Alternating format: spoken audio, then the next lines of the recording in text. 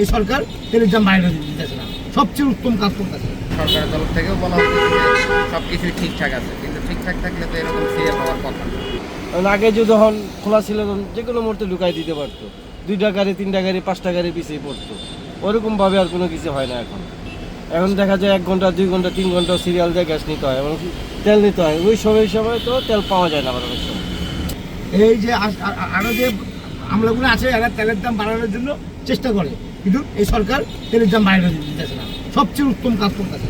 দরকার লাগে একটু দাঁড়ায় থেকে নিয়ে যাবো, তাও জিনিসের দাম বাড়লে তো আমাদের অসুবিধা, আমাদের সমস্যা। জিনিসের দাম বাড়লে আমরা তো আর রাঘবুয়াল না যে আমাদের আছে পকেট ভর্তি টাকা আছে বুঝা খামো, কথা বুঝেন না। এই জিনিসটার দাম তো কমাইতেছে, কম বাইরে দিতেছে না, সরকারের অনেক ধন্যবাদ দিতেছে সরকার। কালকে তেল নিছি, আবার আজকে নিবো এরকম ভাই, মানে আমি তেলটা ভরে রাখবো আমার গাড়ি, কষ্ট হলেও হ্যাঁ তেলটা ভরে রাখুন ভাই।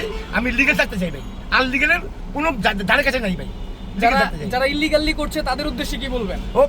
ওকে ধরে বাটাম দেন, ওকে ধরে বাটাম দেন, ওকে তো কোন ধরে বাটাম দিবার লেগা, এই দেশে বাটাম না দিলে ঠিক হইব না।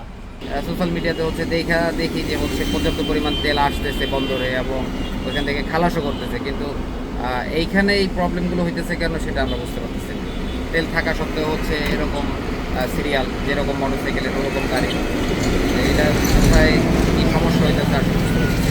এবং সরকারের তরফ থেকেও বলা হচ্ছে যে সব কিছুই ঠিকঠাক আছে, কিন্তু ঠিকঠাক থাকলে তো এরকম সিরিয়াল হওয়ার কথা না।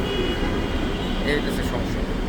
এখন এটা যদি হচ্ছে সেক্ষেত্রে সরকারের আসলে কি করা উচিত বলে মনে করছেন? সরকারের এটা হচ্ছে তাদের তদারকি করা উচিত এবং হচ্ছে তারা এটা সুস্থ তদন্ত করুক যে সমস্যাটা কোথায়, কারা করতেছে, তেল থাকা সত্ত্বেও হচ্ছে এই প্রবলেমগুলো কেন হচ্ছে মানুষের।